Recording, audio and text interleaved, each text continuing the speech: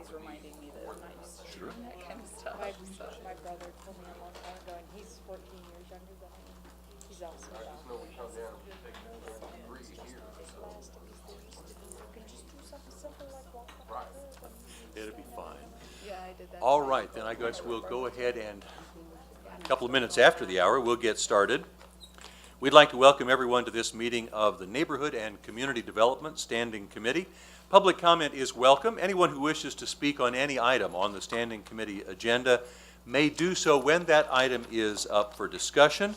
You will be acknowledged by me. You'll come to the podium in the middle of the room to make your comments, and you'll have 5 minutes.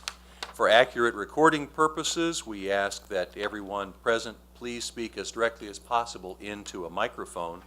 Roll call, please. Roll call. Walters? Here. Murguia? We do have a communication that she will be absent this evening. That is correct. Townsend? Here. Walker? Here. McKiernan? Here. Looks like we don't have any minutes to approve, so we'll go right to our committee agenda. And our first item is a communication regarding land bank applications. Mr. Slaughter. Good evening. First, we have 4 applications. They're all yard extensions, and those addresses are 2053 Springfield Boulevard, 2248 Quindaro Boulevard, 357 Quindaro Boulevard, and 2947 North 35th Street. If there's any questions, I'm happy to answer them.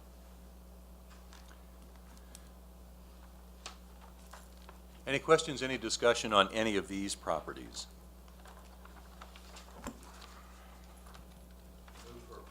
Second. There's been a motion and a second to approve these 4 applications for yard extension. Any further discussion? Hearing none, roll call, please. Roll call. Walters? Aye. Townsend? Aye. Walker? Aye. McKiernan? Aye. Beautiful, thank you. And now that takes us to a best and final for a yard extension.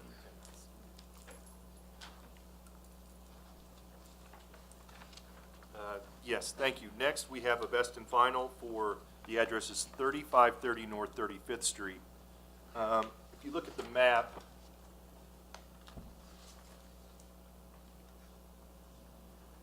the shaded green property is the land bank property in question. The first applicant is Ms. Flores, who owns this property right to the north. That is 3539 Bell Crossing Drive. The other applicant, Mr. Jackson, owns 3 properties to the south. This one here, 3518, as indicated on your packet, and I believe that's 3455. I'm not certain, I can't read, it's a little blurry. When we sent these out, I do believe that this property here was still 2 properties. It has since been combined. In fact, I believe this half was a land bank property that was sold to Ms. Flores sometime last year. So in doing that, you know, in all honesty, I'm about 50-50 on this one. And so the recommendation, just based on the fact that Mr. Jackson had first applied back in, I believe, February. He was one of the applicants when we had that large batch of applicants. And Ms. Flores came in about a week before the final approval, so that's why we pulled it out. You know, again, my recommendation is this kind of fits more in line with the other 2 properties right here, which gives Mr. Jackson even a bigger footprint. I still understand the argument for this joining properties. So again, the land bank recommendation would be for Mr. Jackson, but I don't, you know, entertain any questions or discussion on that as well. Yes, ma'am. Thank you, Mr. Chairman. Good evening, Mr. Slaughter. I'd like to know, well, let me start back. In the packet that was submitted to us, Ms. Flores made a statement that she has gotten permission to place a mobile home somewhere in the vicinity of these properties. I'm not exactly sure from her statement. Apparently, there were some fires in this area some time ago. She doesn't identify exactly the address. of her house and where the fires were.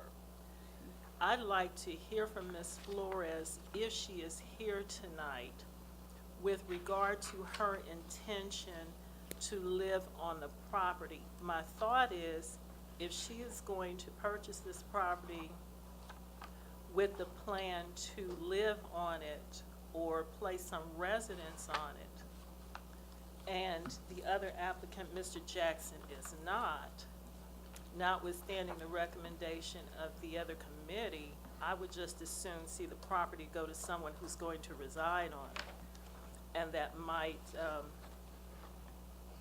deter further arsonists, or I'm not gonna say arson, I don't know what the cause of the fire was, so let me be clear. But the likelihood that there will be vandalism or trash or something like that.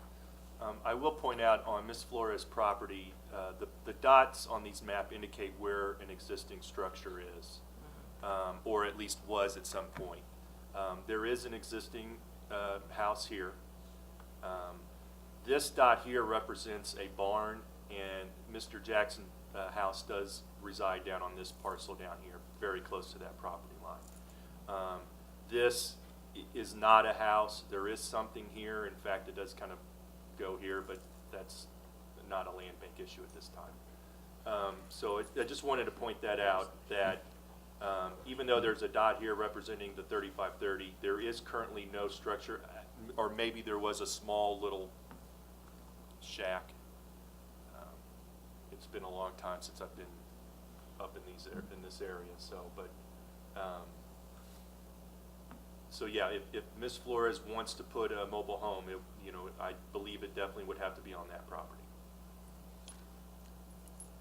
And this does say mobile home. I recall that in one of the Board of Commission meetings some months ago, but it's been in the calendar year 2015 is my recollection, that on the administrator's agenda one night, there was approval for a mobile home. Now, they did not identify who the applicant was, so I'm wondering if it had any correlation to this. So I would like to table this if Mrs. Flores isn't here tonight to get more clarification on her intentions with regard to the use.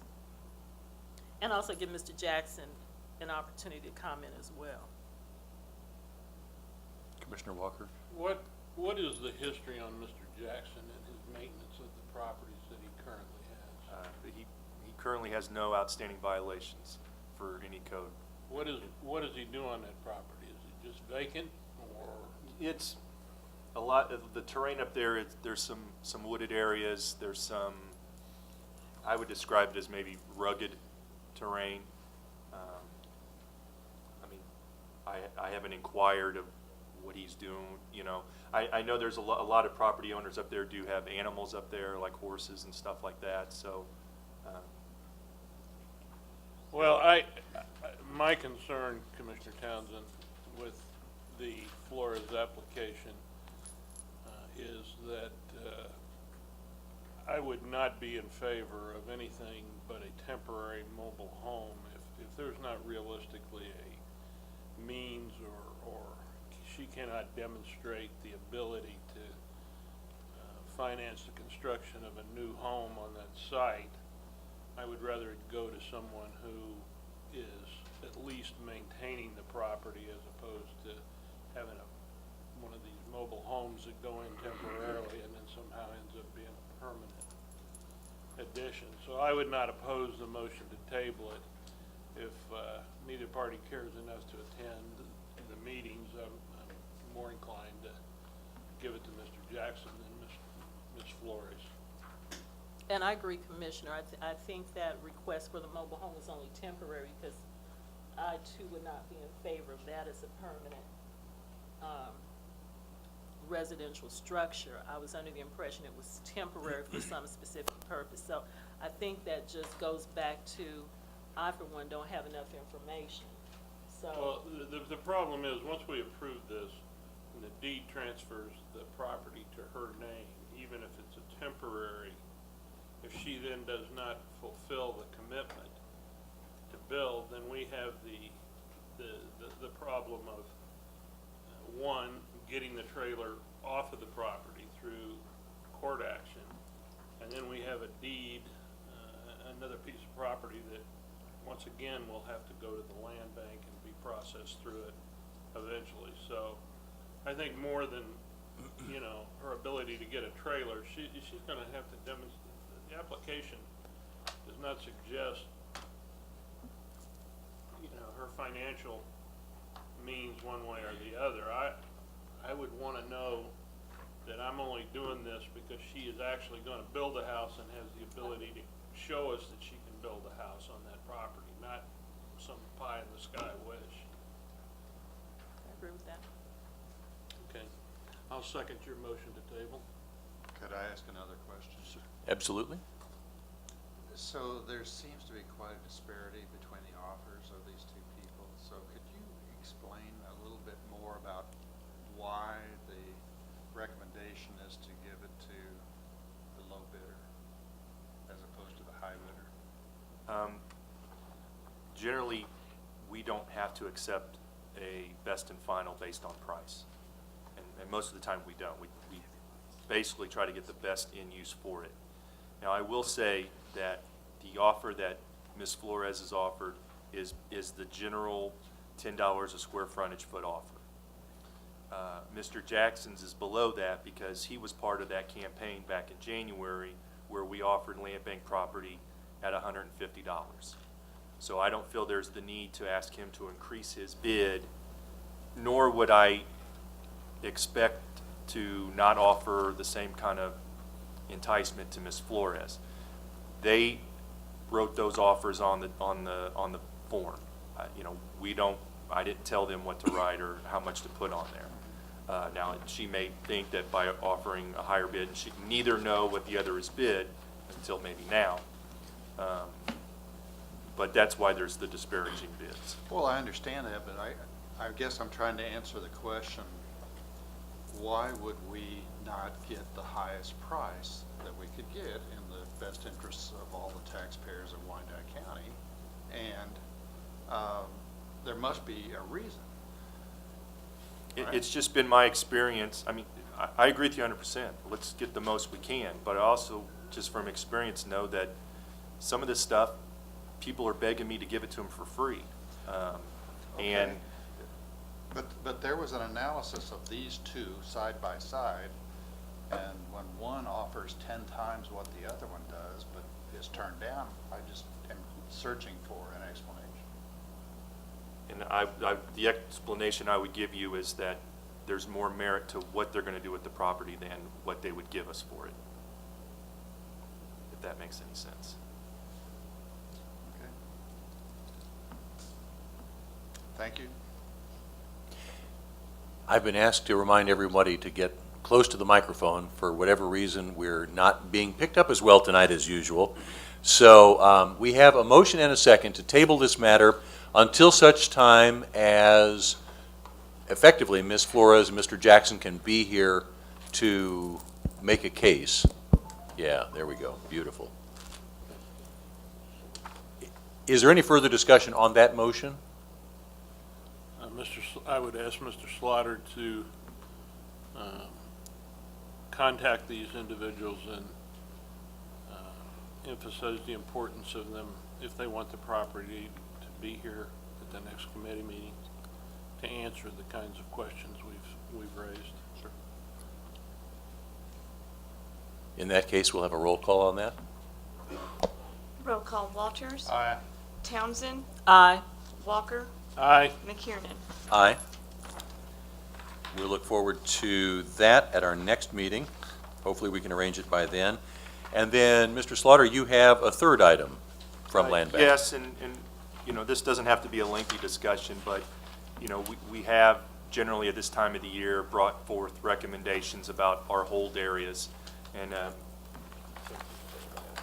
the map that I passed out are the locations of our current areas of the county that we're currently holding land bank property for. And generally what that means is if I receive an application in that area for a piece of property, the process is to contact the developer, the nonprofit, to see if they still have those in their plans for future development. If they do, then we send them a letter saying it's on hold and sorry, it's not available. If they don't, then it's business as usual and we try to sell it. But we have some areas that are steadily moving along, some areas that aren't, and that's why every year we come forth and offer recommendations. Should we keep this one on hold? Should we not keep it on hold? Should we take a new area, or if we have a new project? There's also been discussion about what we would expect these developers to do in return for holding this property for them. There's been recommendations about keeping the property maintained, being good stewards, keeping them cleaned up and everything like that. They also pretty much get these properties at zero cost to help them get their projects up and running and successful. So one of the lines I think we also talked about is, do we charge them a fee for getting the property out if maybe they don't want to turn around and help with the maintenance and stuff? So what I was just hoping tonight was to just kind of set the framework, the foundation for a future discussion, hopefully at next meeting, of saying, here's kind of some recommendations we'd like to see. And I also want to say that what works in one area may not necessarily work in another area. So I would really like to have some bullet points that I could present in the future to groups that want to hold areas, and it may not necessarily be these large patches of land, it may be smaller sections, but at least to sit there and say, here are the things we expect of you, and here's what we will do in exchange, and if you're not, here's some of the other things that you're then going to look at if you still want to make this process go through. So if we want to discuss it further tonight, I'd be more than happy to. I know we have some other things on the agenda, and just in the event of keeping time rolling, we can stop here and proceed. But that's kind of my sentiments on that issue. So at the very least, you'd like us to consider the concept of hold areas, the current areas that are designated as hold areas, and then to be ready to either hopefully forward to you prior to the next meeting so you can assemble them, either questions or comments or suggestions about the concept or the practice of holding land bank properties for particular developers or particular developments. And I would just say, we don't necessarily need you to comment on this specific area should stay on hold or not. Okay. I mean, I figured that's what we need to recommend to you based on a performance evaluation or based on the current market.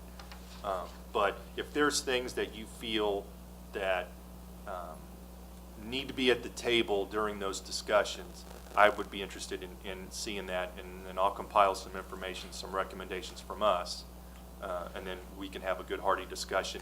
Give you guys some time to digest that when the packets are submitted. I know you guys get them a little bit earlier than before the meeting. So so then once we sit down, we have a good hearty conversation about this, and then we can move forward. So then for us we should get that information back to you within the next 2 weeks so that you then have a chance to compile it and have it ready for the next agenda review. The deadline for the June 1st meeting is May 21st. So I would say any time before the 21st. Anytime before the 21st. Commissioner, Yes. could we possibly consider in these hold areas, if there are projects, we don't have to necessarily name the developer, but it'd be interesting to know the status of development projects in each of the areas and where they are. I mean, if someone's been a developer and they've been holding a parcel of ground for 10 or 15 years, I'd like to know what their intent is in the near term. I totally agree with that. So it would be a good idea to get a little bit more information about the individual hold areas.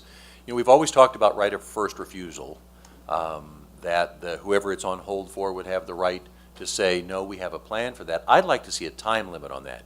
We have a plan for that in this amount of time, and if it's more than a month, a year, whatever it might be, that we give somebody who's got an immediate plan the option on that property, because I just don't like this idea of holding things in perpetuity when somebody else is willing to come in and make a positive development right now. So there, you already have one of my feedbacks. But yes, if we could get some more information on each of the areas as well. Yes, ma'am. I would also like to see included in the information that will be presented to us for discussion, what the current criteria are, so we know where we're starting out with how Well- properties come to be on hold or not. That may be difficult to find, because a lot of these areas were well into existence before I even came on board as the land bank. And through doing research over the past years, some of these things have been hard to find. I'll do my best to go through the catacombs of information, but some of this stuff, there may not be any existing criteria out there. It may just been, well, that's just kind of how it's always been, so.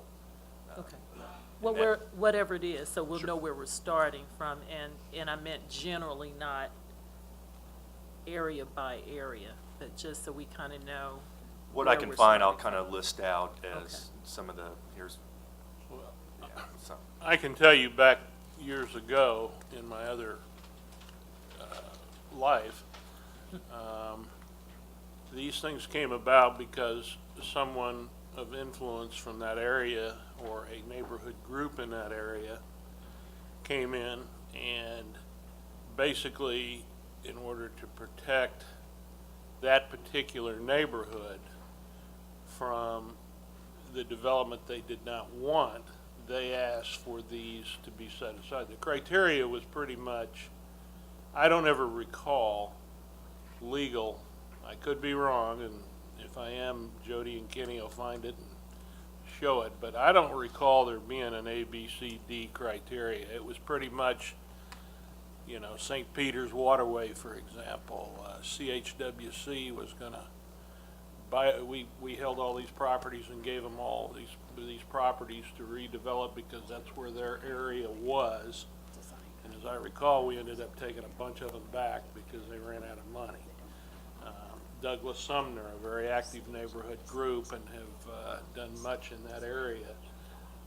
They didn't want someone scarfing up property that would prevent either future development or the wrong kind of development occurring. So, Commissioner, I don't really think he's going to come up with a A, B, C, D list, which maybe is something that we as a committee would need to work on, but these were more or less kind of this neighborhood, Strawberry Hill. I mean, obviously there's a lot of people who have an interest in Strawberry Hill. So I think you're going to find it was pretty much a neighborhood generated request to the commission, and the commission agreed that, you know, we'd hold them and give them the right of first refusal, or if there was a developer that wanted to acquire it for future, you know, activity. And I don't think we're going to get anything more specific, honestly. So, Chris, if there is, you know, look for it. But I think that's a fertile ground for us to explore and develop if we want to have criteria for this particular type of request. Paragon Falcon East, you know, it ran into a problem because of the lawsuit that tied up real estate in that area, with the Indians claiming they owned the whole of the Wyandotte tribe claiming they owned the whole of and titles were therefore in doubt, and it stalled midway through the project. And of course there's people with substantial investment in the housing that's built there, so you wouldn't want, unless it was similar in value and style, to be built there. So I think this was pretty much, if they stepped forward and requested it, we did it in the past, and maybe it's time to do something different. One more thing, Commissioner. I know at least one of these properties, the governing body has, I guess for lack of a better word, eliminated or discontinued the TIF designation. Be interesting, Chris, to see where these are in terms of their TIF designations.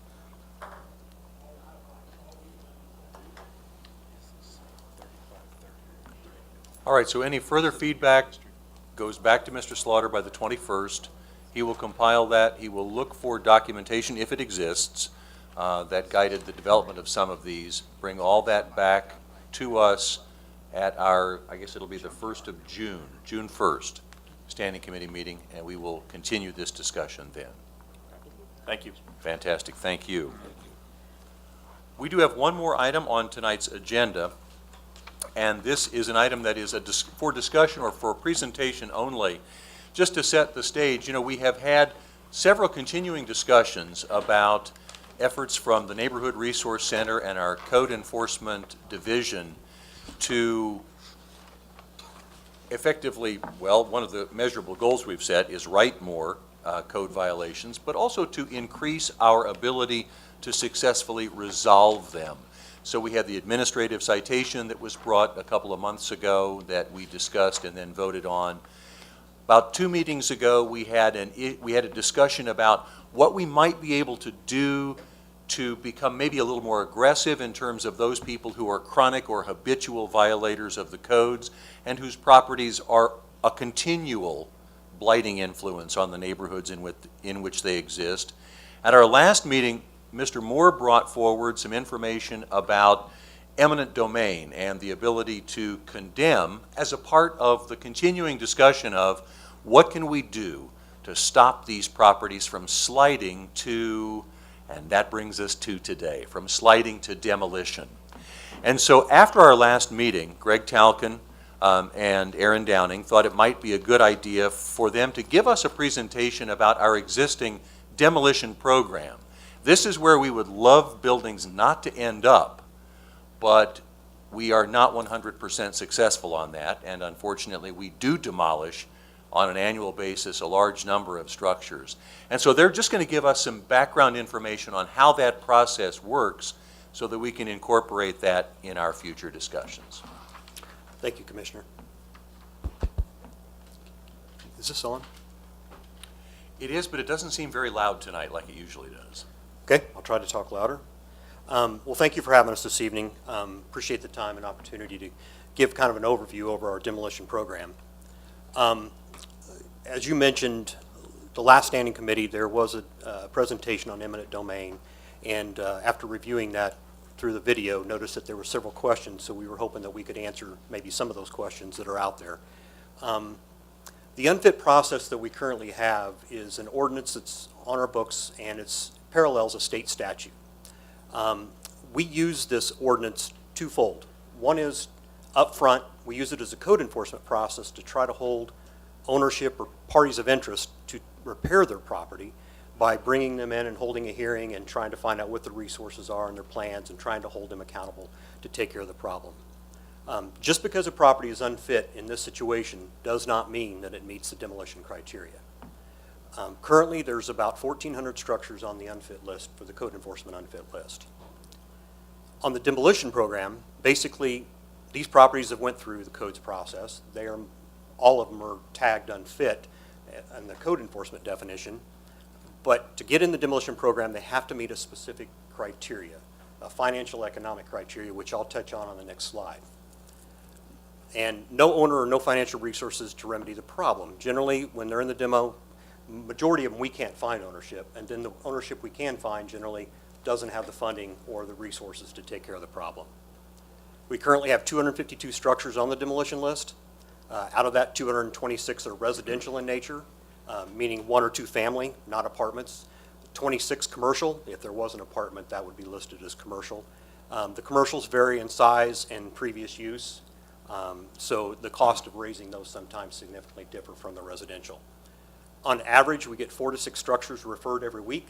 That doesn't mean that 4 to 6 go into the program. After the evaluation, a certain percentage of those go into the program. If they don't meet the program criteria, Aaron will generally refer those to the delinquent tax office to see if they might meet the criteria to go in the tax sale, because they might be worth investing in, considering they're not bad enough to be on the demolition list yet. So, May I ask a question? yes, sir. 1,382 structures on the unfit list.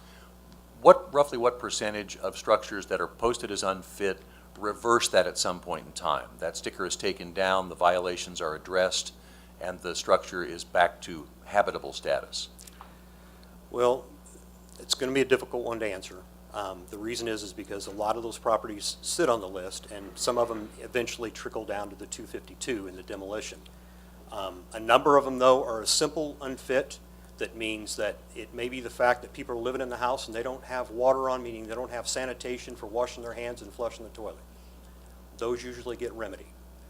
Sometimes we have to reach out to other parties like United Way or something to get somebody some help. I would ask, Wayne, do you have any idea on that? No, we have no statistics. Okay. So 4 to 6 structures are referred every week for demolition. What's the number on unfit? Any idea how many structures are referred for posting as unfit on a, because I mean, that's 200 plus structures that are coming for demolition. Mm-hmm.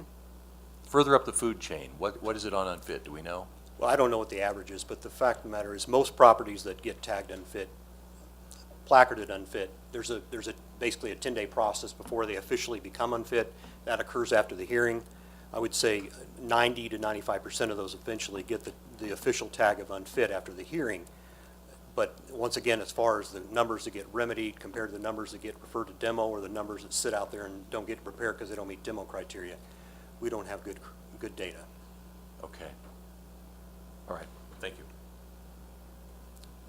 you. Okay, the demolition criteria. As mentioned before, we have a local ordinance that parallels the state statute 174759, which is known as urban renewal. Basically, the Kansas state statute gives a little bit of leeway to the city in that they can establish these percentages that we've established, that the estimated cost of repair must exceed 100% of the appraised value. In addition, it must exceed 25% of the replacement cost of new construction. Okay, for an example here, let's take a property that has an appraised value of $10,000 and a replacement cost of $80,000. Now, just looking at those numbers, you know the property is not in very good condition. Let's say the structure is 1,000 square feet, and we're estimating the damage at 50%. And the damage assessment is determined by a kind of a checkoff sheet staff has about what is actually damaged, what has to be repaired to determine whether it's 25, 50, 75, or 100% damaged. So this one's at 50%. So we multiply the 100,000 or the 1,000 square feet times $50.98, which $50.98 is 50% of the cost per square foot of building a new structure, residential in this case. So if you were building a new structure, the average today is about $102 a square foot. So we're taking 50% of that, so we're multiplying 1,000 times $50.98, approximately coming up with a $51,000 cost of repairs for the structure. Comparing that to the appraised value, it comes out to 510%, which far exceeds 100% of the appraised value. Then we take the $51,000, compare that to the replacement cost, we come up with 64%, which exceeds the 25% appraised value. Now, both of the values, the appraised value and the replacement cost, we get from the appraiser's office. The cost of rehab of the $102 I referred to comes from a national organization called the International Code Council that publishes that information nationally. And that's where we came up with the $102 per square foot.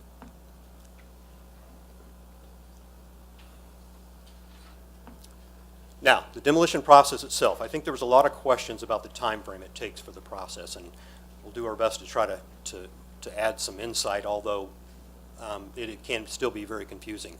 The referral process, as we talked before, code enforcement unfit cases determines property is dangerous or unsafe. Basically, they're at the end of their wits on the code enforcement process, and they feel it's bad enough to meet the criteria. So at that point, the demolition coordinator will visit and do a site inspection to do the assessment. If the demolition case meets the criteria we just discussed, a demolition case will be initiated. At that point, we request a title search, and it generally takes 30 to 45 days to receive that title search back.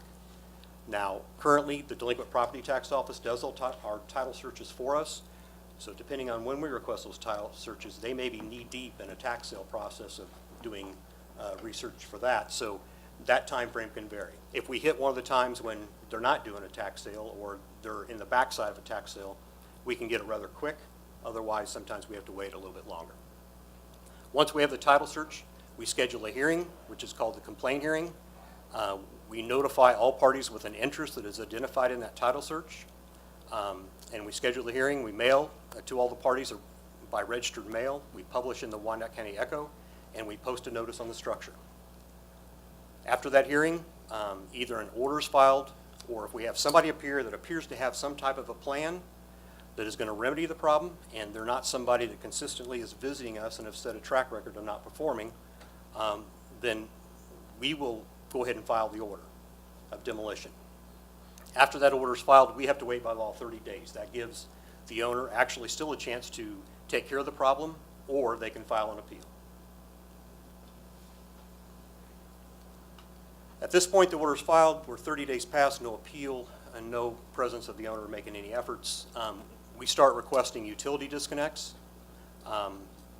These disconnects vary in time depending on the utility company's demand or their workload, but generally this can take several months. We also request approval from the State Historical Preservation Officer.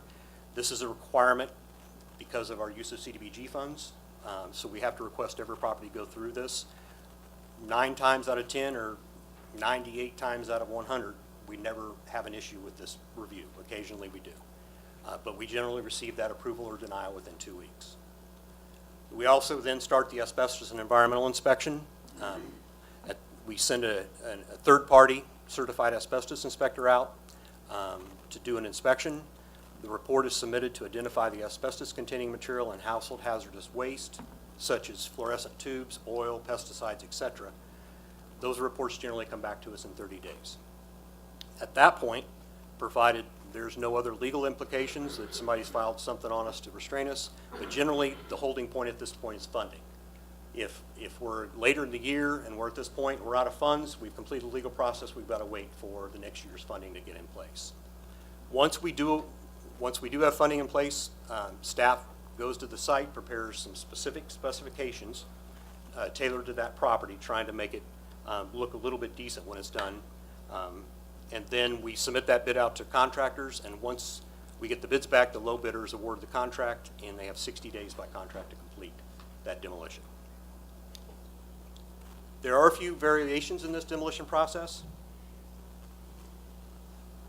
If we have structures that basically are in excess of 75% or 100% damaged, and it's generally, they're the ones that are fire damaged 9 times out of 10, we can circumvent a little bit of that legal process by sending a 10-day notice to the parties that we know have an interest in the property, and therefore cutting out some of the time frames for publication, posting, and some of the hearing process.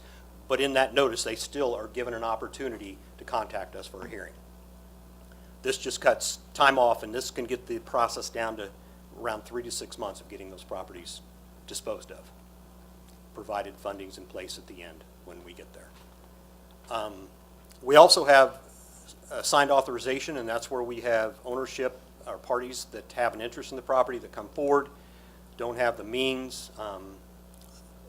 We will accept a signed authorization, and basically that helps us get around some financial costs. We don't have to publish in the paper. We don't have to file complaints and orders. Depending on when they come in that loop, we most likely won't save any time, but we could save a little bit. We'll just save some money in that process. Now, we'd like to think that all the properties are first in, first out, but that's not always the case. Like I said, we have emergencies that get bumped up. Usually those are the fire damage properties, but we have had properties where a car veered off the road and ran through a property and compromised it significantly or something along that line. We also have, we have some redevelopment that goes on in our community. We have some community partners that it is imperative that they get properties raised so they can move forward and raise or rebuild on that property. So we kind of have to do this in a timely manner. It also gives us some points through the CDBG process of using CDBG funds to raise to also have properties being built on the backside of that. We also look at properties, for instance, that are around schools or daycares where kids are involved. Then, of course, sometimes there are some neighborhood needs issues, and I'll put that with the police request. We have a property that we just can't secure, or we're securing, and people are continually getting in it, and it's in queue, but it's down on the list for demo. But we are continually having to put a lot of resources or calls for service in. Police is making numerous calls, fire department's making numerous calls Sometimes for those various reasons, if funding's available, we'll move those up because of the demand and the concerns in the neighborhood. As far as the numbers, this shows since 2008 the number of properties we've taken down per year. The reddish pink is residential and the purple is commercial. You will see a little bit of variation in 2011 and 2012, and the reason for that is those 2 years were based upon the final completion date of the demolition. We got our funds very late in the year 2011. We didn't actually start bidding those until I think the third quarter of that year. So they got finalized in 2012, which skews a little bit of our numbers. It's really not by funding source those 2 years. So some of the properties that bid out in 2011 are reflected in 2012 numbers. 2013, you see a significant decrease. That was the year that we had a significant budget impact, and then a little bit of recovery in 2014 when the commission approved some additional funds for that year. And there's the funding sources, and as you can see, we've generally been CDBG funded. 2013 and 2014 was the first, or 2014 was the first year since I believe I've been involved in the demo process, which is 20 years, 18, 20 years. The general fund has exceeded CDBG dollars.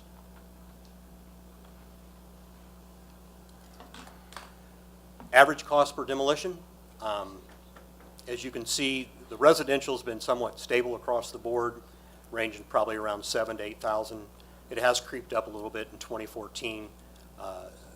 Part of that is going to be an ongoing upward trend on the residential properties because we're going to incur about an additional $1,000 to $1,500 cost per residential property for the most part because our water pollution control in the past had done all of our sewer kills.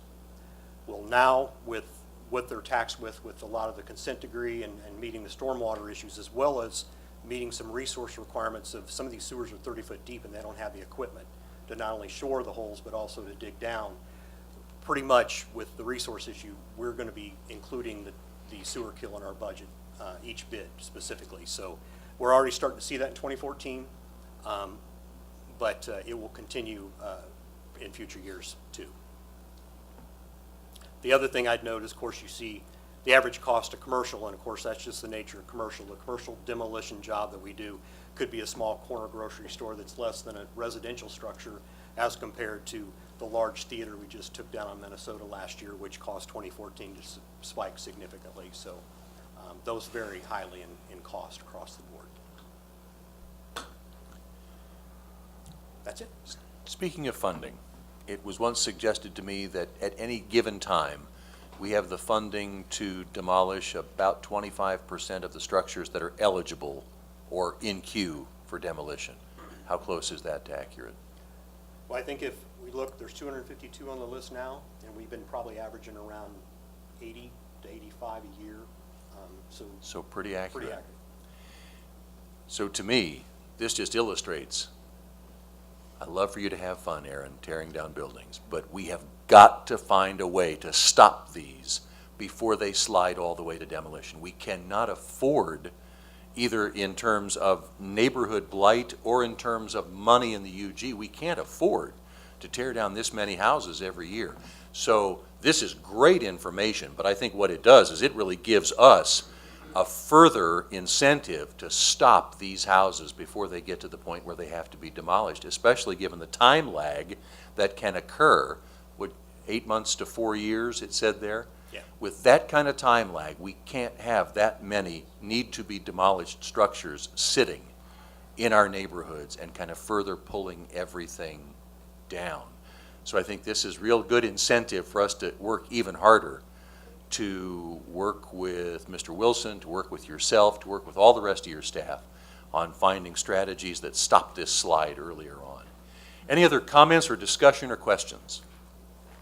Just one. Thank you for that information. How difficult or easy would it be to find out by district how many houses at any time are on the demolition or unfit?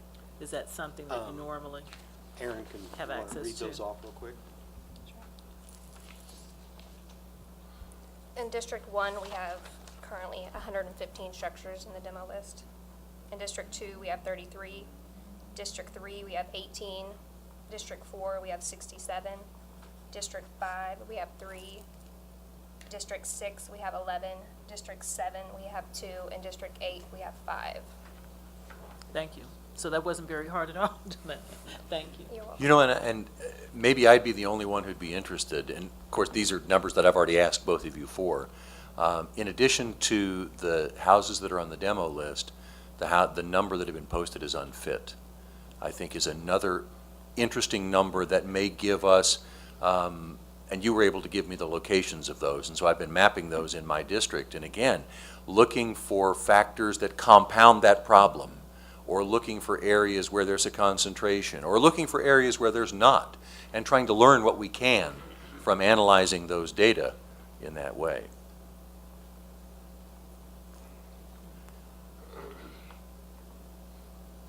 Any other comments or questions? Could you, I have a couple of requests. Could you send what you just presented to us and make sure that gets sent to all of the commissioners? Yes. Beautiful. And if you could give me, can you give me addresses for my district in terms of locations of houses on the demo list? And I'd Okay. like that as well too, please. Thank you. If it's all right with you, commissioners, what we'll do is just give you the complete demo list, and we'll sort it by commission district. Perfect. And then you'll. And that way, everybody- anyone who everybody- chooses to can go through Yeah. and look at that. And one of the other reasons that I say that we have to find a way to stop doing this is that as I've looked at some of the tax records on some of the houses, some of the current vacant lots in my district, and you can see, oh, there was a structure, oh, there was a structure, oh, there's a $10,000 lien, and now it's a vacant lot. And I don't know how many of these where we don't get that money back. We spend it without ever recovering it. And so again, if we can stop them from getting to that point, we can save that money on the front side. You know, I've briefly discussed this with you years ago. We're always looking for efficiencies. The efficiencies mean both economical and time. If our past practice is true, we bid these out, we go through a bid process, and instead of doing bids in the way we do it, I have always contended that if we bid this out to where we had 2 or even 1 captive demolition crew that knew they were going to get for a 1, 2, or 3 year period of time, all of the demolitions, they would that had the resources and the certifications and the various things that are required, we would save money and we would be able to do the demolitions quicker, because that would be a condition of their bidding to us, that we are a priority to their, we don't have to wait on them to do it, instead of doing it the way we do it. Now, I don't think you have agreed with that. Well, Commissioner, if you remember when we went through that, I think purchasing didn't really agree with that, because one of the problems that we would probably see is the bigger companies would probably rule that bid, kicking out the smaller minority companies that we currently have bidding. The minority companies maybe could ramp up, but generally they can only handle 3 or 4 properties at a time. If we were feeding all of these to one contractor, they would have to juggle probably 20 to 30 properties at a time. It does add a little bit of time, but it does give a competitive bid on every property. I think if you got a general bid across the board of what it's going to cost for one contractor by square footage, you might have some savings at one point, but at the other point, some of the properties are simpler. On the other side, you might pay more going through that process. So there were several issues that I think purchasing kind of come back at that time and said, you know, maybe we ought to keep it the way it was. Like I said, I see it benefits both ways. It would save maybe 1 to 2 weeks for the most part through that little bidding process. Well, actually it's a week. But overall, it wouldn't save a lot of time. Well, you know, obviously the idea of one contractor doing it, I'm looking for a price differential on all the property. And there could be criteria developed, you know. Frankly, it's tax dollars and we have an obligation to spend them as we, at least I think we do, try to wisely. And if somebody would give us a flat price on a basic demolition, and then if it has asbestos and so forth, I can't believe that we're not gonna save money in total and get, maybe spend more money overall, but get more demolitions for the buck. Well, one other example there, Commissioner, too, is, Aaron brought one to my attention last week that 17th Street, 17th Street, right behind the Prescott development. It's a fire damage structure up on the hill. That one is going to cost significant dollars because of the slope of this property. That one, to me, might be kind of hard to get in a general overall bid. And I don't know, I mean, you could always put in there the amount of cubic yards you have to move and the silt fencing, but I just think you have these special circumstances where you have to get really specific in the bid that you may not be able to do if you've got it covered on a general contract. We've got a lot of dirt to move on that one to make it manageable after we take it down. Okay, thank you. And unfortunately, that was a spectacular fire the day it happened. I know exactly which property you're talking about. So you're going to give us the information, the presentation, as well as the lists of unfit and demo list. And we are going to work our hardest to reduce the number that are on the current demo list and to stop them from getting to demo. The one clarification, the demo list by Commission District is not a problem. The presentation, not a problem. The unfit list, if I'm giving that to everybody by Commission District, it will take us I can take the one I gave you, which is probably about a month old. Okay. Now, if everybody's fine with that. If not, it would probably take another week to try to renew that list.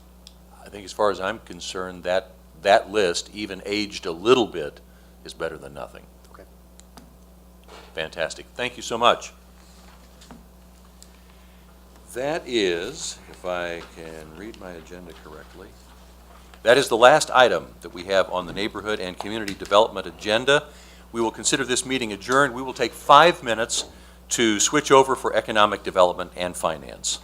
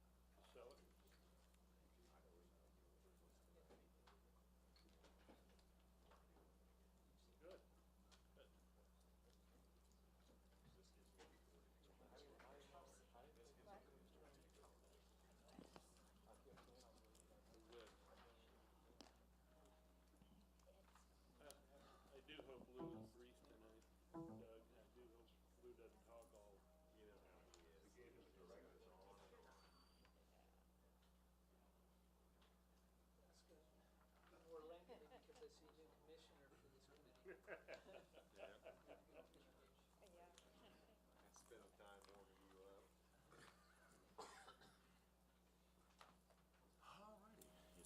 minutes already. We will go ahead and get this meeting started. So we'd like to welcome everyone to this meeting of the Economic Development and Finance Standing Committee. Public comment is welcome. Anyone who wishes to speak on any item on the Standing Committee agenda may do so when that item is up for discussion. You'll have 5 minutes to make your comments. You'll be recognized by myself, and then you can make your comments from the podium in the center of the room. For accurate recording and broadcast purposes, we ask that everyone present please speak as directly as possible into a microphone. Roll call, please. Roll call, Alvey, Here. Walters, Here. Murgia. We do have communication that she will not be here this evening. Correct. Townsend, Here. Walker, Here. McKiernan. Here. We have no minutes to approve tonight, so that takes us right to our committee agenda. Item number 1 is our first quarter budget actual report. Mr. Levin. Commissioners, and for Commissioner Walker, who's new to this committee. This first item doesn't require any action. It's a report we started doing, I believe, mid-year last year. The report really consists of 2 different reports. The first page lists all governmental funds that comprise our budget, and essentially we show our revenues and expenditures year-to-date through the quarter. So as of the first quarter, that represents 3 months, or if the budget's tracking proportionally, it would be, we would see 25% of the revenues or expenditures. In some cases, the actual revenues or expenditures may exceed those amounts depending on the timing of the revenues. The majority of the reports, a more detailed summary for the general fund. There's 2 pages for the consolidated general fund that includes the city, county, and parks general funds, and then there's individual reports for each of those specific funds. If we turn to the page, and I'm just going to give you a very few brief highlights. The page that's listed as consolidated general fund, and it indicates revenues. You see, for under property tax, we've collected 55% of the budgeted revenues for the general fund, and that's due to the distribution of the first half property tax payments. You see some lower numbers for BPU pilot and residential trash fees, and we actually receive the payment for the 3rd month of the year, the first week of April. So the 15% you see for pilot payments represents only 2 months. If we turn the page to expenditures, some key items to look at are personnel, which the major part of the budget. You see, for the general fund combined, it's $140 million budget, and we've spent through the first quarter a little under 25%, or in this case, 23.3%.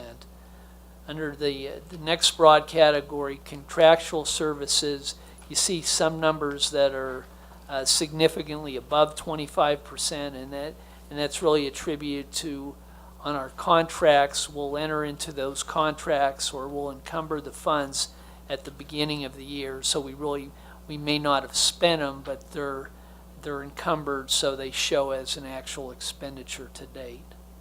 I think that's the only comments I had. Reginald Lindsay, Budget Director's here with me, and we can respond to any specific questions you may have on these reports. Any comments or questions or discussion on these reports? I want to make sure from what you just said, I note in the jail expenses that you show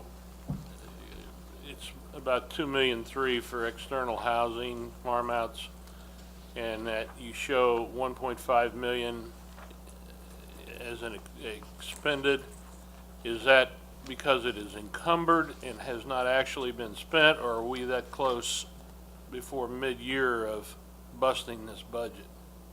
It's at the beginning of the year, the sheriff's department does encumber some of their funds for inmate housing. So What is they the they haven't spent the $1.5 million yet, but they had encumbered a good amount of that. Well, why are we, explain to me the advantage of encumbrance rather than just showing the actual expense today. When we report these budgets to actuals, we report their encumbrances. There is a way where we can report just the actuals without the encumbrance, but when we do this report, we show all the encumbrances. Yeah, I understand. That one is always a worry, or has been for me, as to Basically, whether what we're that- going to have to come up with additional funding at the end What of the that year. what that process is it just allows the department to pay their bills more efficiently throughout the year. Correct. I understand. And if they need to release the encumbrance, that is also possible. So just because we've encumbered the money doesn't mean we have to spend it. I guess I would like to know at some point, where we're at in that expense on medical and on external housing, actuals as opposed to encumbered. Otherwise, I have no questions. Any other discussion? Any other questions? I certainly, as I've said before, appreciate you putting this report together. It is very good to see and to have questions like that and have them answered in a timely fashion. So thank you again for this report. I guess before we move to the next item, I apologize. I forgot about the color coding of our meeting tonight. I want to make sure that everyone has the two addenda to our original agenda. We had a blue sheet which contains some of the details on item number 4, and we have a pink sheet which adds an item number 5. And so if you don't have those, I'd ask the clerk to make sure that you do, but it looks like everyone does. All right, excellent. Then that takes us to item number 2, which is our quarterly investment and budget revision report. And again, Mr. Levin. Yeah, Commissioners, again, this report is for information only. It's a report that we prepare on a quarterly basis that provides detail on our current investments. I'll just turn to the first page of that report and hit a few highlights. As of the first quarter, we had $151 million in investments, and traditionally it is higher during the first quarter because for a couple reasons. We've received the tax revenue distribution in January, and so I'll say we're in a stronger financial position and we'll spend that money during the course of the year. And then also our major bond and interest financing closed the first week of March this year, and so that revenue that we'll spend for capital projects during the remainder of the year is available for investment. But what we try to do is make certain that we have sufficient funds available and we time the maturity of our investments to make certain we can cover our ongoing expenses. So the report lists each institution where we have investments, what our rate of return is. We're allowed under our investment position with the state. We have expanded investment powers and we can invest for up to 4 years. And so the longer the investment, we have a little higher rate of returns. However, yields have continued to remain low. Of our current investment portfolio, our average yield is 0.77%. To date, we've earned through the first quarter $110,000 in interest earnings. The next 2 pages of the report provide a comparison with the prior years. We've been in a cycle really for the last, since 2008, of earning less money from our interest on investments, and it's just tied to what really the Federal Reserve's constrained the amount of interest paid on investments. And I think that's essentially it. The last page of the investment report shows cash position by fund. Final page of the report, I'll turn it over to Reginald, that discusses budget revisions in the first quarter. This report is also for information purposes. What we do here with the 10K budget revisions is we allow departments to make revisions throughout the year, and if they're over $10,000, the administrator has to sign off on them, and if they're over $50,000 and they're discretionary, commissioners, the budget revisions has to go in front of the commissioners to be approved. And if they're $10,000, over $50,000, and they're emergency, the administrator and the mayor signs off on them. And this month, or this quarter, we had 6 budget revisions that were done. 3 of them were within the city general fund, and 4 of them were within the police department. And we had one that went in front of the commissioners that was $250,000 for the stadium, and that was for the scoreboard. And that went in front of the commission on January 22nd.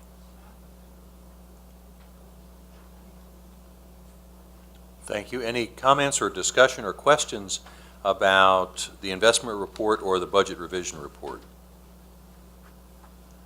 I do have one request, and I hate to bring this up here, but I'm looking at it and I'm reminded of it. When this goes to PDF, the gray bar, the revision report, either gray bar or green bar, however that's printed, I get black bars, so I can't actually read. So I have to then go find a piece of paper. So if we could, when we scan to PDF, create it so that it's in grayscale so that it is readable. Yeah, I think going forward, we noticed that this time, and going forward, we'll just have it so it's all readable. Beautiful. That's a good goal. We'll try to meet that. Doesn't look like there's any questions or discussion. Gentlemen, thank you very much for those reports.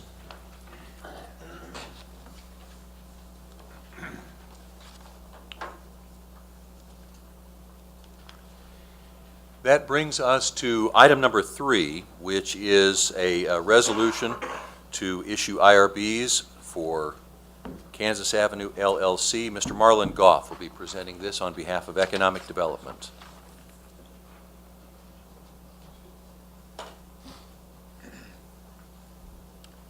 Good evening, Commissioners, Administrator Bach, Chris Well. Also Marlon Goff, Economic Development. Also joining me, Brent Miles with North Point. Before we get started on this item, and this is something that came up actually this morning, our agenda team, we'll call to your attention the synopsis on the agenda. And so it says that the project consists of 2 new commercial buildings. It's actually an acquisition of 2 existing commercials. So we just wanted to make that point of clarification. So not new construction, but acquisition of 2. Correct. Perfect. So we prepared a quick slide presentation for you today.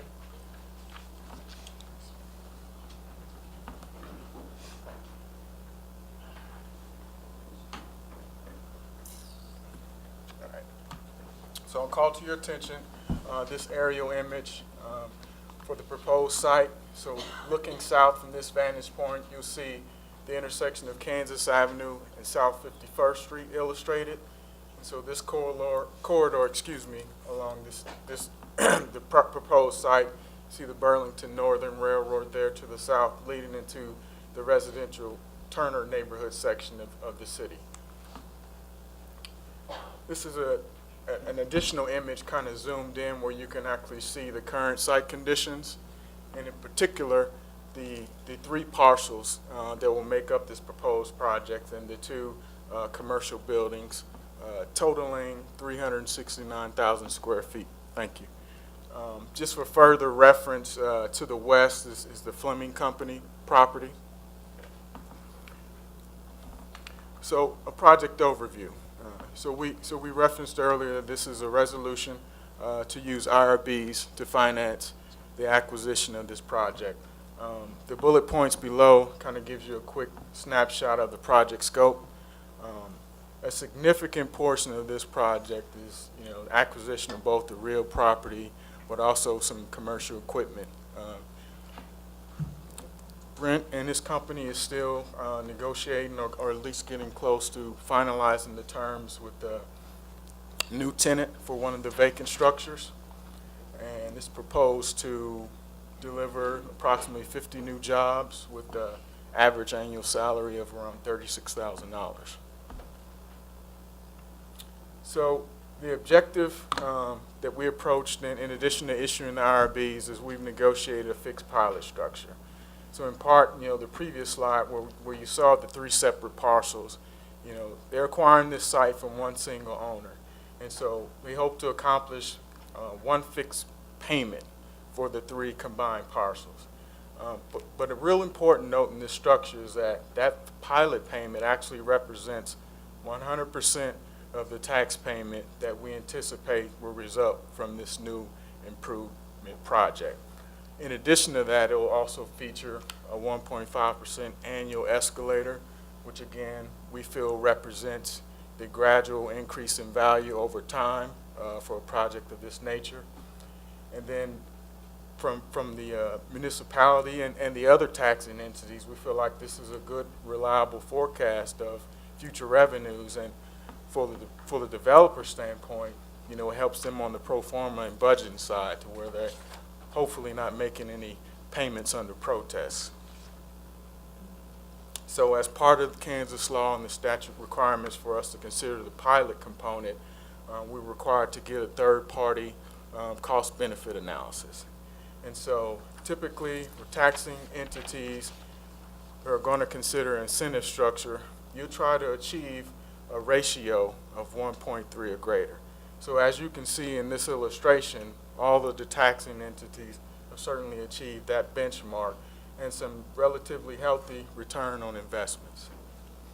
So year 1 of the pilot is essentially a $42,000 plus increase in what the current valuation is for that combined site. So the action items that we're seeking to advance is obviously outside of tonight's presentation. We're required to conduct a public hearing. We've already noticed the other taxing entities and met our publication requirements. We're seeking to fast track this item for public hearing for the April 30th full commission meeting. At that time, we'll consider adopting the resolution of intent to issue the bonds and then also the pilot structure that we've outlined. So with that, that's my presentation. Certainly Brent's here to answer any questions or add anything additional about what you guys are proposing or why you like the site. And then we can certainly stand for any questions from you guys. Thank you. Sure. This is just for my education. What is the advantage of shifting from the property tax payment to a collated pilot? There's a couple of benefits as we see it to us. So to give you a little bit of historical before I answer that question, many of the people in this room would know this is the old Fleming Foods. This is the old Fleming Foods warehouse. So that was of key interest to us. It's not a coincidence that it's the old Fleming Foods. There's existing what I would call freezer cooler infrastructure that's been poured over with concrete. So it still exists underneath the floor slabs. There's a glycol system that's still there. And that's an important factor for us in why we're buying this building, because of the prospect that we have that's looking at it. And we can't disclose who that is until after closing, but all this is contingent. So why would we increase our taxes? Why would we want a fixed pilot as opposed to what we have today? It gives us amount of certainty. So it gives us that 10-year fixed pilot, so we know what our payments on taxes are for 10 years. There's, I would say, somewhat of an erratic nature to the appraisal process.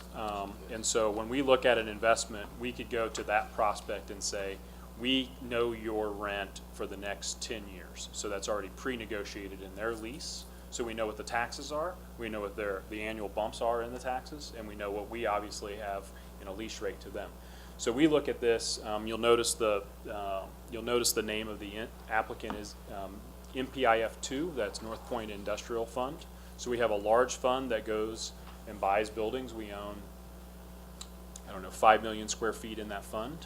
And so we're looking at, literally looking at that simply as, what does it cost to buy it? What does it cost to renovate it? What is the tenant paying in lease? And what are we paying in taxes? So then it's a fixed amount. We know what it is. We wouldn't, we wouldn't do that without knowing, because we're guaranteeing to that tenant what their taxes and what their rate is for the next 10 years. So, Doug, is this a new method for us to encourage development or redevelopment? Actually, no, it's not. It's really consistent with the directives that's been put forth by this board, that whenever it's possible for us to lock in and secure what the taxes will be for a development going forward, we should do so. Now, we're not able to do so in many cases, and in a lot of times we are offering an IRB where there is some type of tax break associated with it. And probably the ones where you've seen more recently on this is like, well, another project that North Point did with the apartment complex, which was 100%.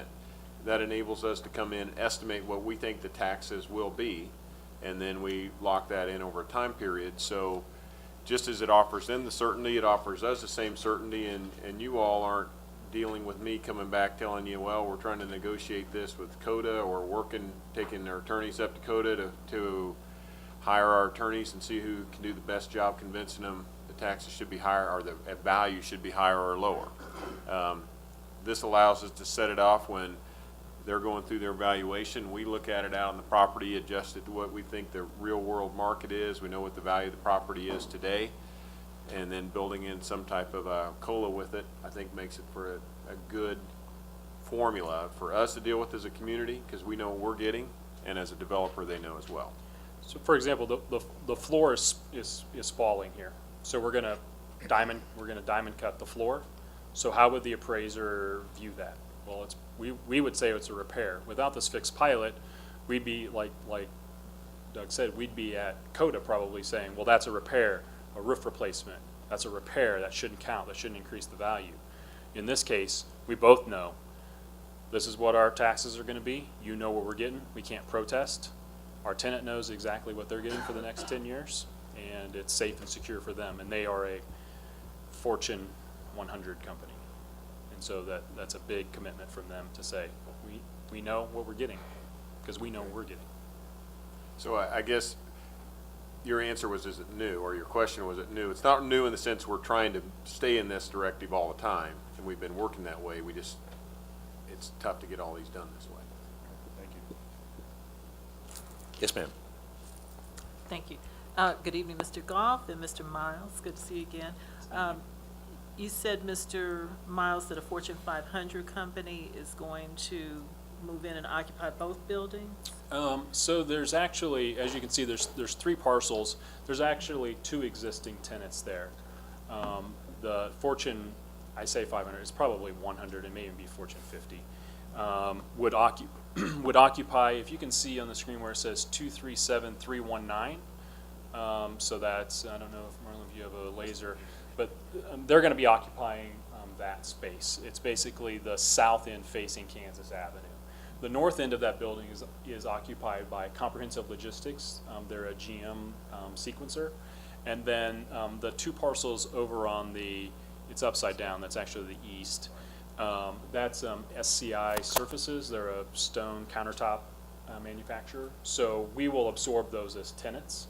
They won't move or anything. The space that the Fortune 50 company will go in is empty now. There's nobody there. Okay, all right. Without disclosing anything that's confidential, you can't. Yep.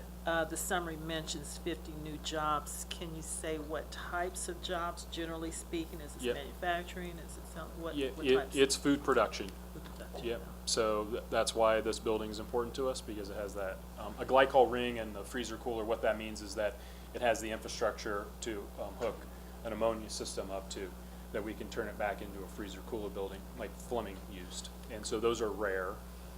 And then our expertise is in freezer cooler space. We actually have 2 staff members who do freezer cooler space. We've done McDonald's facilities, things like that. And so we unearthed it and said, it's there, we can use it, we just got to fix it up. The previous tenant that was there didn't use it at all. And so with that, this company said they're already in the Kansas City metro area, they're growing, so they're going to leave their other facility and grow into this facility. And if you had to build that ammonia system from day one, we could not get it in by the holiday rush, and that's an important aspect for them. They have large holiday sales. Thank you. And just to your point, Commissioner, as you were asking about the tenant, I mean, typically we come forward, we talk about who's coming in, filling those locations. In this case, we're not offering an incentive. You know, we're not throwing anything out there as far as dollars, so honoring their need to keep it confidential seems important. As much as the pilot is good for them, it's good for us. So this is really us working together to put this program together like that, and that's why we didn't insist that they come forward in a public setting and say who was going to be out here. And another point on to why it's so quick and why Doug has agreed is we'll literally close next week and we'll start the work. Our goal is to start work Monday. So our request for action is to approve the setting of the public hearing for the April 30th commission meeting and forward this to the full commission for consideration for approval at the same April 30th meeting. So moved. Second. There's been a motion and a second. Any further discussion? Roll call, please.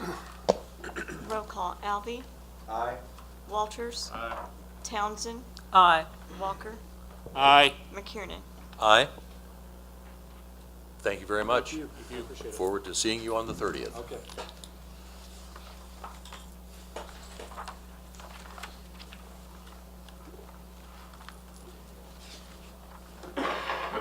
That brings us to item number 4, which is a resolution authorizing the county administrator to offer the Legends 14 Theater for sale. It will be submitted by Marlon Goff, but before he makes his presentation, I'll turn it over to Mr. Bach for some background. Thank you, Commissioner. Today at this meeting actually marks somewhat of an historic occasion, I guess, as I would look at this, because it probably marks a step toward the end game that we first targeted back in 2001, which in that year is when we made our first announcement of our major projects coming into the Village West area, and that being Nebraska Furniture Mart, Cabela's, Red Development, which turned into the Legends Development, Applebee's, and a theater. Of all those developments that we announced that day, the theater changed. We were dealing with a different developer at that time. That didn't work out, and we moved in a direction where the unified government became the owner of the theater, and we hired a management company in the name of Phoenix. And of course, our governing body at the time didn't look at this project as being one that we wanted to be the owner of a theater, because that's something the private sector could do. However, it was one of the highest requests of our community that we come together and find a way to put a movie theater in a community of 160,000 that did not have one. And we were successful in doing so. We have put together a movie theater that we've been proud of, our community has been proud of, and our residents have used for a number of years. So after it being out there, it opened, and Marlon will give a presentation with more details on it, but then it opened in 2005, and we've operated it now for 10 years. Being the owner, we've not had to put any general fund dollars into that theater. The theater is operated on its own. It's covered all its expenses over the years. So we're proud to say it's not something we put out there. Well, we had to put the funding in place to make it happen. We did not have to fund it from any taxpayer dollars over all the years that it's been out there. With that, now we are in a position where we believe the market exists where we can sell this movie theater to the private sector, which the directive for administration on this has always been to look at this, evaluate any properties we own, and if we can turn it over to the private sector, we do so. But there is no motivation for us to ever do so at a loss. And we believe we're in the point now where we can do that.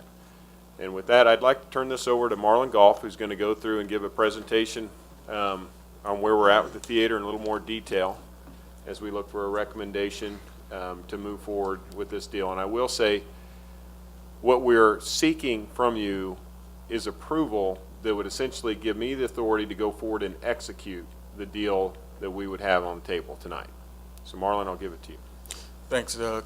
I also want to recognize Lou Levin, our finance staff, and Todd LaSala, who's been acting as our counsel on our behalf in negotiating the terms of this agreement. So with that, the Legends Theater, it's a 129,000 square foot building, 14 screens, just under 3,000 seats. You know, we also have the VIP lounge, balcony area, and 2 party rooms that are available for use for birthday parties as such. This is a 8.6 acre site, and as you can see in the outline, you know, kind of represents the shared parking concept that we have out at the Legends Theater. I know myself, whenever my family and I go, we'll probably just park in the garage, or depending if we have dinner first, you may be in the front of the site. But for purposes of analysis, this is essentially the parcel that encompasses the Legends Theater property. So I thought it would make sense. I know Doug kind of illustrated the history of our ownership position, so I just want to piggyback off that and highlight some noteworthy milestones and events that's happened over the course of the 10 years we've been involved. So the theater management agreement, you know, and this represents the parties involved, you know, in the ownership of this theater. As Doug referenced, Phoenix acting as our management leasee, and then Zimmer and Red Development, you know, who are involved with the development of the actual mall site. We opened for business in November of 2005. 2012 is a big part of the industry shift in movie theaters. We completed the digital upgrades to all the screens, and I believe 7 of them actually the 3D component. And so in this past year, actually the fall of last year, as we're progressing towards this outcome, we had the commercial real estate appraisal completed. So this kind of gives us a snapshot of some of the theater operations. You know, out of 33 movie houses evaluated on any given month, Legends Theater's between 6th and 8th place position. Pretty good performing theater. For an example of last year, this time we were positioned 7th place, 6th place compared to 7th place this past month, sorry. And then looking forward to the summer months, which have traditionally been some of the stronger performing periods with, you know, the blockbuster releases, we're hopeful that we'll continue along that trend. And then finally, you know, in your packet is included the executive summary, and we'll make reference to it between Lou, myself, and Todd, you know, as we finish out the remaining slides of this presentation. But it really kind of illustrates the unique relationships and different triggers that contemplate this, you know, this ownership structure that we have with the theater. So the action that we're going to be seeking tonight is, again, to authorize the county administrator to make this theater available for sale. And there are some specific provisions that are required in order for that to happen. Particularly if we aren't going to make this property available for sale to the existing operator, there's, you know, a termination breakup fee that's called, and also Red Development's right of first offer provision that's also part of the supplemental agreement. And with that, I'm going to turn this over to Lou. He, you know, kind of prepared this slide for us to give us an idea of what potential offer might look like. Okay. Based on our analysis, we were looking at selling the theater for $8.8 million. In addition, we'll have, prior to closing, there's the existing accounts, operating accounts that Phoenix Theater maintains today, and our estimate at time of closing, which may not occur for 4 months, that will have a projected account balance of $400,000. That number could change depending on really the theater's performance during the summer months. Our outstanding obligations, we have 2 debts. We have the debt on the building, which we refinanced last year with Security Bank. Is our current debt $6.8 million. And we have our remaining equipment debt on the digital and 3D upgrade that Marlon referred to is $275,000. The current contract, if we do not sell the theater to Phoenix, there's a $1 million termination fee. There are net on property taxes, and that would be at closing we would have to pay any outstanding property taxes plus our prorated share of 2015 property taxes, and we're estimating that number at approximately $300,000. We've included a contingency line item of $500,000, and that could include any transitional costs that are not yet determined, or would give us funds to cover any operating shortfalls that might occur prior to the closing of the theater. Other closing costs would be specifically related to the closing of the theater, including any title costs or other legal related expenses. And so based on these estimates, we're with the sale price and our projected account balances, they'll cover these expenses, and we're projecting a positive revenue to expense of $255,000.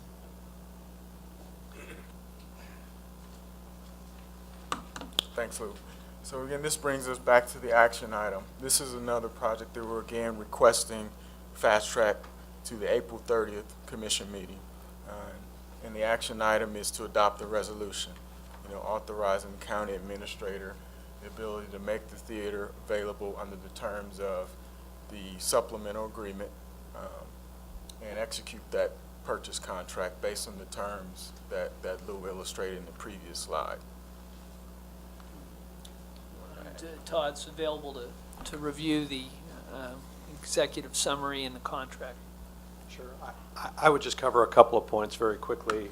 The theater is a very unique animal in that the unified government owns the land, the building, and even the screens and the projectors and the seat. We own all of that. So all of that would be included in a sale. You heard a little bit about the termination of the Phoenix management agreement. There is a provision in that agreement that gives you a specific right to terminate them for convenience in a situation just like this if you don't sell it to them.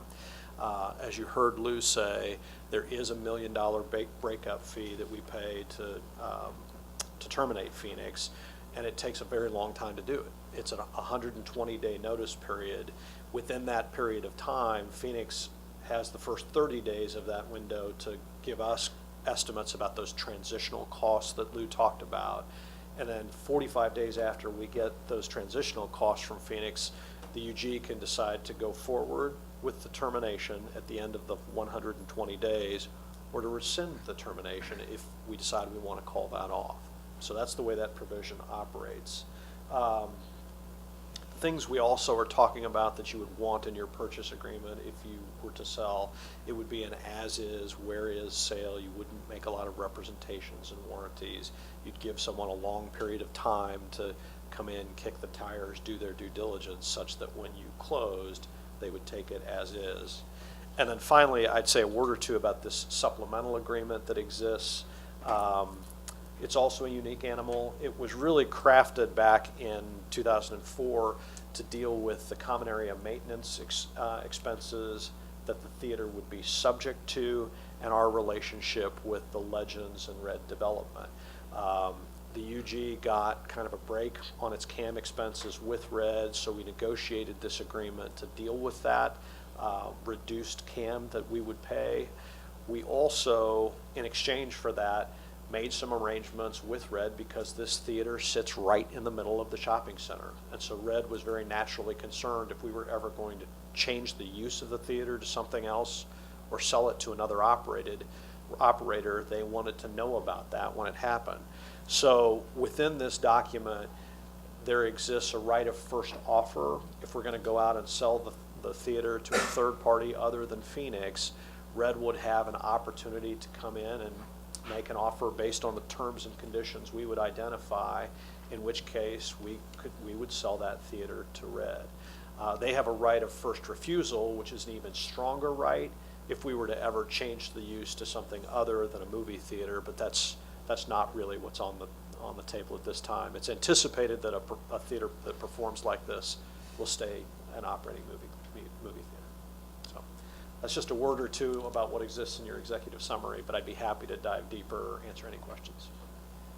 So is there any discussion or questions or a motion? Yes, ma'am. Oh, I thought you were looking for... Well, that's okay. I do have some. I'm going to look in my eye. Thank you. Good evening, Council, Mr. Levin. The questions that I have are predicated on the summary that was in our packet and a few of the things I've just heard, and based on what the administrator just shared with us. I couldn't tell from here if we actually have a buyer. So without violating the confidence at this point, and I understand the right of first refusal and who we have to offer to, do we have a buyer?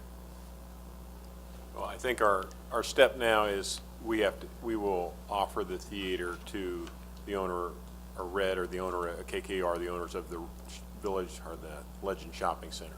Okay. Because they have the right of first offer. Okay.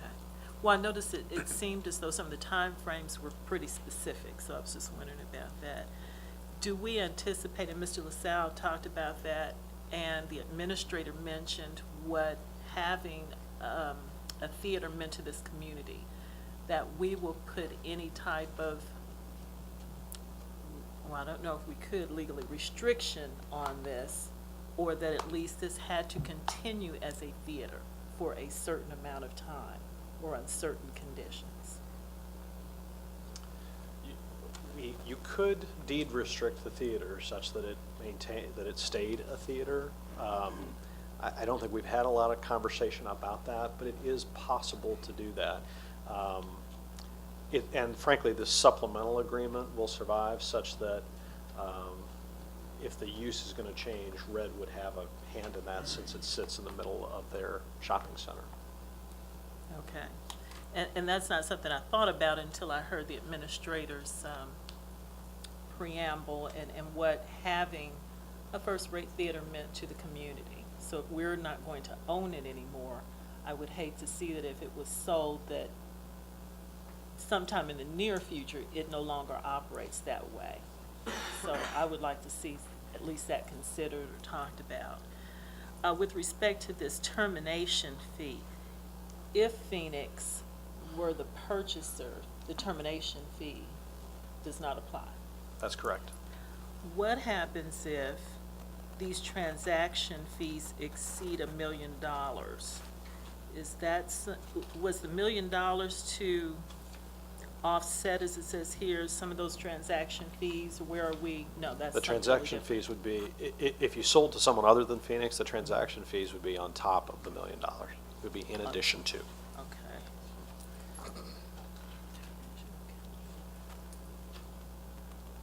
And I think I saw Mr. Levin's presentation. There was a mention made here that aside from the $1 million again, there were property taxes due, but Mr. Levin's presentation took that into account too, right? I think I saw that. Net That's property correct. taxes, $300,000. So the ending balance would be to the UG at that presumed selling price general fund. That goes net to general fund. Correct.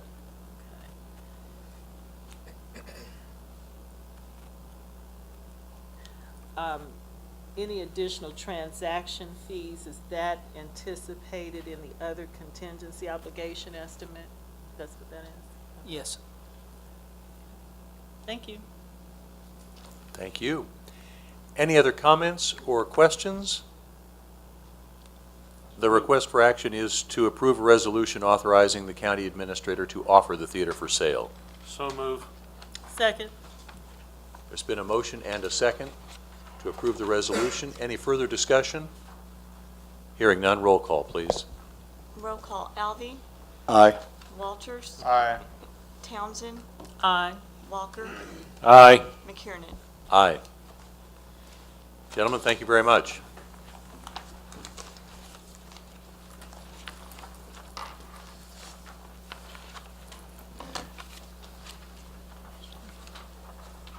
That brings us to our fifth and final item for our meeting tonight. And this is an item that comes to us for information only at this point. Mr. George Brakovich from Economic Development will join together with the development team here, who is proposing a new project at the southeast corner of Parallel and Village West Parkway. Mr. Brakovich. Thank you, Commissioners. I'm going to make a couple of quick introductions. Steve Kuhn is with EPC Real Estate. He's representing the interested developer in this. And Wes Grammer, probably familiar to a couple of you, with Red Legacy, representing the ownership, the current property ownership group on this. I think before we dive into what the proposal is, I think it would be remiss to maybe not just highlight some of the more recent multifamily activity we've had. So really our first project that was in the ground and completed was a development firm by the name of Gold Crown. They did about a 280 some odd unit development called Delaware Heights. It's just a little further west on State Avenue from the area we're talking about tonight. And then of course North Point did the two Village West apartment projects, phase 1 and 2, with about 300 units in each of those. And phase 1's completed and phase 2's under construction. And so tonight we have a proposal from EPC to consider, and I'm probably not gonna, or I'm gonna butcher the industry term for it, but I will call it a really cool proposal. Is that close to you? That's good. Okay, all right. Put a big loss. So just to get acquainted with the site itself. So on the north, or on the top of the picture representing north is Parallel, and you can see Village West Parkway kind of cuts through diagonally there on the south end. The red arrow then is pointing directly to the site that we're talking about tonight, and it's approximately a 2.5 acre currently vacant parcel that's just west of the existing parking garage. It's an older aerial because, again, just south of the red arrow is a residence inn that's under construction and looking good there as well. So 2.5 acre site currently unused. This is the conceptual design. So the project itself consists of a new 3-story garage and then 246 luxury market rate multifamily units above it. So this gives you an idea of what the design would look like. Again, if you're at the corner of Parallel and Village West Parkway looking to the southeast. And then this is the image from the interior of the project if you were, let's say, at Yard House looking back to the northwest. Really interesting product design, definitely something we've not seen, and I think we'd probably would be challenged to find this particular kind of design elsewhere in the metropolitan area. As far as, and I should have probably started with, as far as our presentation tonight, I'm going to roll through some of the basics, the site, what the project looks like. I'm going to actually turn it over to Steve in a few slides. Since EPC is a new partner in our community and maybe some of you aren't familiar with what they're doing, I want him to give him a chance to talk to you guys about the type of product they're doing in other parts of the metro. So again, the project details, development team, Steve's here with EPC, Red Legacy and KKR are the current property owners, and Humphreys Architects are the designers here. This project between the garage and the multifamily is projecting to be at or a little over $50 million in total capital investment. Again, 3-story parking garage. When we get into a later slide talking about the incentives requested, I want you to kind of keep in mind the ratio of public parking spaces in that garage to any spaces that might be dedicated back towards their project. It also does include a bridge that actually connects back over to the existing garage itself. The units themselves, again, about 246, luxury, market rate. I think you'll see some pictures here from Steve in a minute that suggest the continuing the same high quality in the product that we've seen out in that corridor. And again, by design, really only 1 and 2 bedroom units in this project. So with that, let me turn it over to Steve, and he can give you an idea of what EPC is doing. Thank you. Thank you very much. It's a pleasure to say a few words before your you this evening. EPC has been around for 15 years. We're a local developer. I've done a little industrial and multifamily. Since 2008, we've done nothing but multifamily. And not only multifamily, we've done nothing but high-density multifamily. We were the first to, since the end of World War II, to build luxury, high-density apartments. It's a new product type that we literally introduced into Overland Park in 2000. We started in 2008 and delivered it in 2012. And it was a product that existed in other markets, Denver, Dallas, Houston, those kind of markets, but it didn't exist here. And when we came back with the idea, the problem we had initially was that our rent was significantly higher than garden-style apartments, and we said, well, there's a reason, because this is a new way of living. I mean, this isn't a typical garden style. This is high density, 4 stories, typically structured parking with heavily amenitized environment, more of a upscale hotel than anything else, with 4 or 5 elevators and immediate adjacency to a garage. So we opened this project here, Mission Farms up, got to 100% in about 8 months, achieved the highest rents in the entire metro area. Now, with the one light going downtown and some of the other projects, you're seeing almost $2 rents. But when we started this project, we were 20 cents higher than anybody else in the entire city.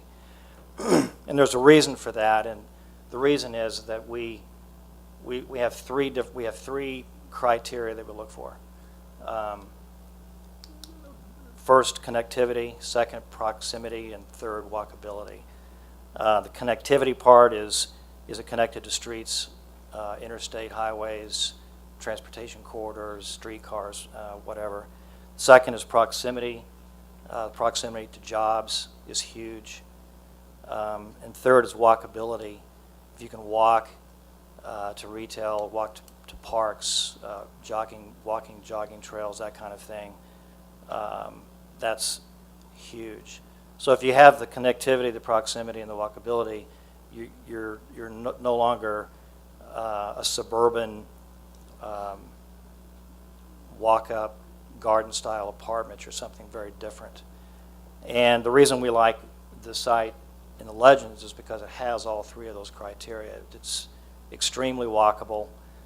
You got a great pedestrian environment, connection to 31 restaurants, I think, entertainment, shopping, the ball field, soccer, the racetrack. I mean, it's as walkable as anything else we've seen. And we have a project we just announced in the Crossroads near the train track. Very cool project, very walkable. It's different, but it's, so we look for the ability to take the elevator down to the curb, take your dog, go for a walk, and enjoy it. So that, in a nutshell, that's what we look for. We look for a sense of place. Sometimes we have to create the sense of place, which is what we had to do here, because it was across the street from retail, but the project itself had to create its own sense of place. I think with the Legends, we already have that sense of place that's already been defined. And so one of the real benefits of this project, and the reason it's going to be successful, is that we're going to piggyback what's already there. So we're hoping to take what's there and make the living experience even, a very rich experience.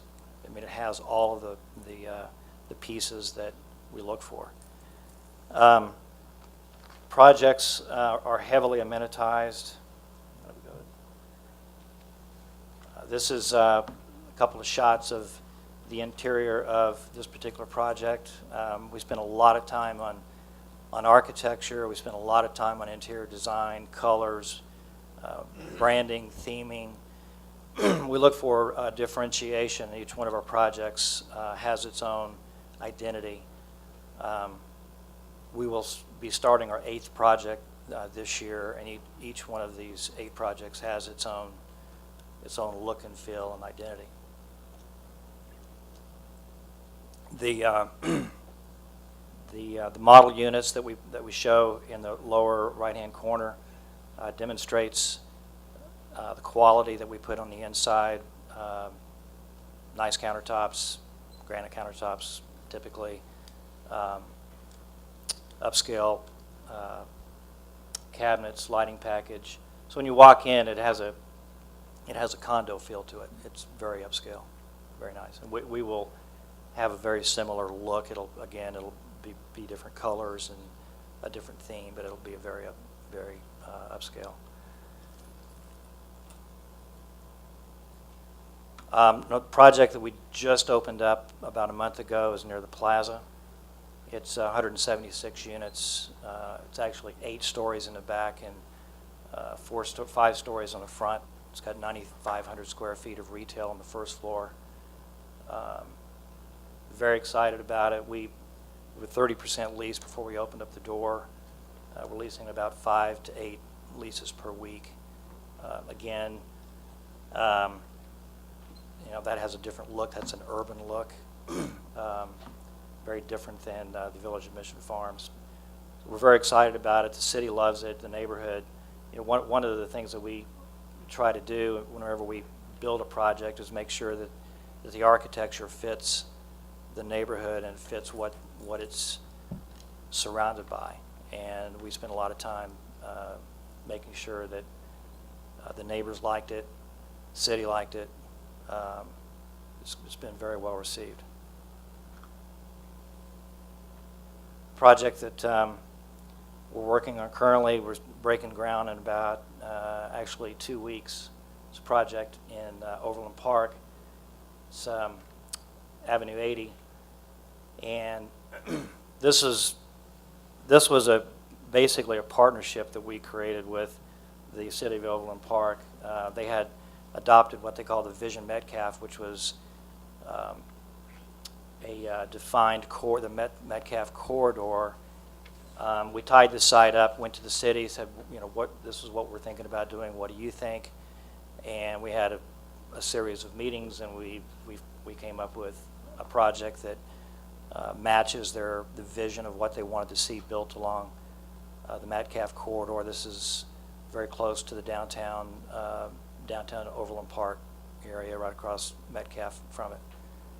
Been very successful. We I guess kind of specialize with teaming up with municipalities, and we're either re-urbanizing, which is what we're doing here. We're taking basically an urban suburban area, and we're helping to re-urbanize the downtown area of Overland Park, which is what they wanted to do.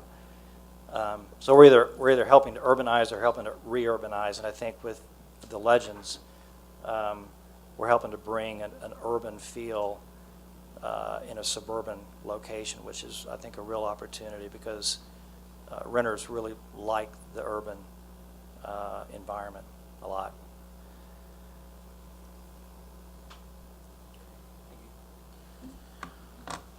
Okay, thanks, Steve.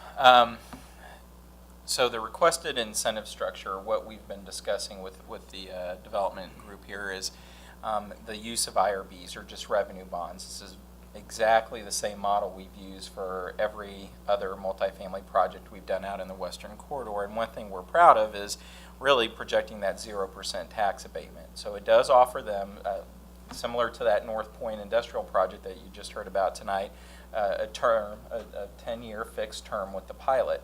One thing I will suggest is when we first did the first set of projects that I mentioned at the beginning of this presentation, those projects are reaching completion. And so, unfortunately, when we were looking to do those establish those pilots, we had to work off prospective values. We engaged with a variety of UG departments and appraisal systems to try to determine what that is. As those projects come online, what we're seeing with this project is about a little over 50% increase on the per unit value of these projects as a prospective value. So what that means for this project is, with 246 units, we're looking at a year one pilot projection. I put 300,000. It's actually 301,000 and some change. So keep in mind, we think that the current value of that 2.5 acres in annual taxes is about $9,000. So specifically to look at the impact of a project like this would be maybe the Piper School District. So of that $9,000, they collect about $3,000. On this project, the revenue flow for the school district is about $103,000. And again, that's fixed pilot over 10 years, where we typically either suggest a flat rate or we incorporate things that are important to us, like LMW participation. And so you could see an escalator or not, based on maybe some feedback we get as the negotiations continue. A little different twist to this is the CID aspect. So, a lot of the other deals we were doing, the multifamily deals, you just had surface parking, or you had garages that were incorporated into the building, or, covered parking of some nature.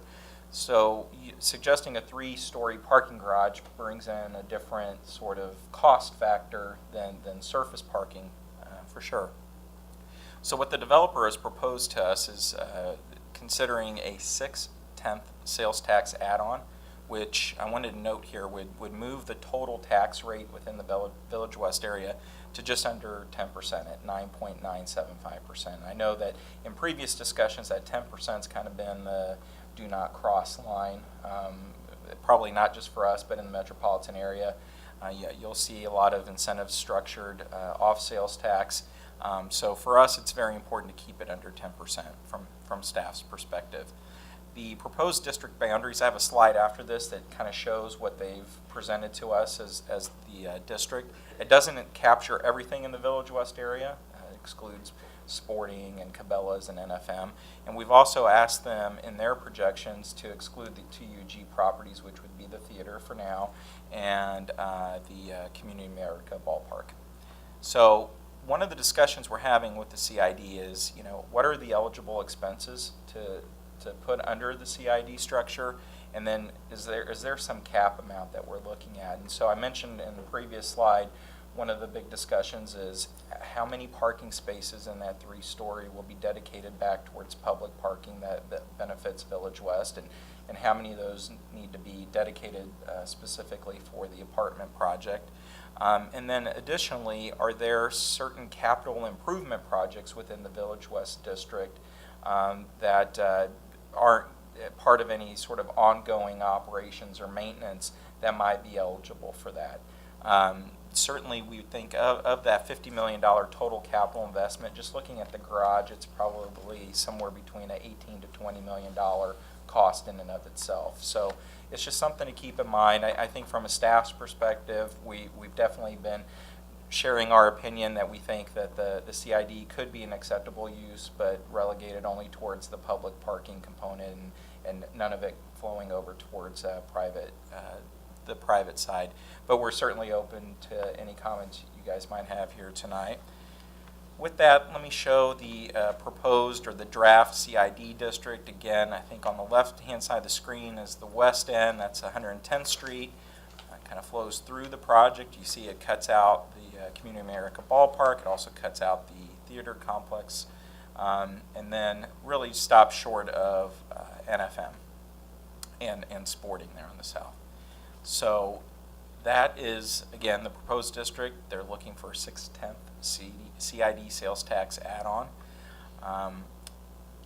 And with this slide, that really concludes our comments or our presentation tonight. I will stand for any questions that you might have for Mr. Bach or any of the three of us. Give me the breakdown again, the garage. Yes. How many of the percentage of the spots would be dedicated to the apartments versus dedicated to general parking? We've had some early discussions with the planning department, and this is kind of a unique product where there could be a zoning component that doesn't necessarily require any dedicated parking, like if it was a TND project. But we feel, just with the general nature and the competitive nature of parking in Village West, which is a good thing, that at least a ratio of 1 parking space per unit needs to be dedicated back towards the project. So I think some of the early designs we're seeing on the garage suggest 650 spaces total, somewhere in that neighborhood. So, you know, a handful over 400 going back towards public. Is that about right? So several hundred then available for additional customer parking at that corner of the Legends. Correct. Excellent.